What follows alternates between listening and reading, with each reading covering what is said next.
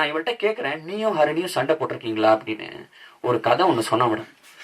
ஒரு வாட்டிலாம் எங்க அப்பனை என்ன தெரியுமா சொன்னாங்க அப்படின்னா, அப்புறம் என்னடி அவன அவ முடிய பிடிச்சி நான் இழுத்தண்டா அப்படின்னா. ஓஹோ, அப்புறம் அவ என் முடிய பிடிச்சி இழுத்தாடா அப்படின்னா. ஐயோ, அப்புறம் நான் அவன் பூப்ஸ பிடிச்சி பிரஸ் பண்ணேன் அப்படின்னா. ஆஹா, அப்புறம் நான் சும்மா இருப்பேனா, 2 கை வச்சு நான் அவ பூப்ஸ பிரஸ் பண்ணேன் அப்படின்னா. வா, அப்புறம் கட்டி பிடிச்சுக்கிட்டோம் உருண்டுக்கிறேன் சார். நான் பண்ணிட்டேன் சார் சண்டே கேட்டு. ஒரு சண்டையை கேட்டா அடுத்து யார உசுரோடு இருக்கா, ஐயோ என்னடா ஆச்சு, நம்ம பதட்டத்துல இருக்கணும். 3வது இவங்களுக்கு சண்டையெல்லாம் கேட்டா அடுத்து நீங்க 2 சண்டை போட்ட சொல்லி நான் வந்து வேடிக்கை பாக்குறேன். இது சண்டை கிடையாது மேம், நீங்க எடுக்கிறது ஒரு பிட்டு படம் பேசிக்கா. பாத்தியாடா இவங்க சண்டை எவ்வளவு ஜாலியா இருக்குன்னு, இப்படி இருக்குன்னு. அதெல்லாம் சொல்றேன், பொம்பளையா பிறந்திருக்கலாம். ஆனா பொண்ணுங்கள்ட்ட பிடிக்காத ஒரு விஷயம் ஒண்ணு இருக்கு. என்னதான் இவ்வளவு பேசி சிரிச்சு கொஞ்சிக்கிட்டு ஒட்டி உறவாடுறாளுங்களே, முதுகு பின்னாடி பேசுவாள். இவெல்லாம் ஹரிணிய அவ்வளவு பேசியிருக்கான் மேடம்.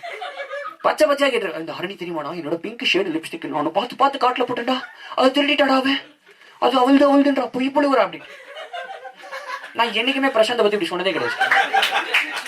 உனக்கு திரும்படி பிரசாந்த் என் சட்டியை திருடிட்டாண்டி, அது 4 ஓட்டு நான் போட்டு வச்சது, அவன் போட்டுன்னு சொல்றாங்க. இன்னைக்குமே நடக்காத காரியம் சார். ஏன்னா ஒரு பொண்ணு இன்னொரு பொண்ணு முதுக்கு பின்னாடி குத்துவா, ஆனா ஒரு பையன் இன்னொரு பையன் பின்னாடி குத்தவே மாட்டான். ஒரு பையன் இன்னொரு பையன் பின்னாடி குத்துறான்னு அவனை கேண்டுறான்.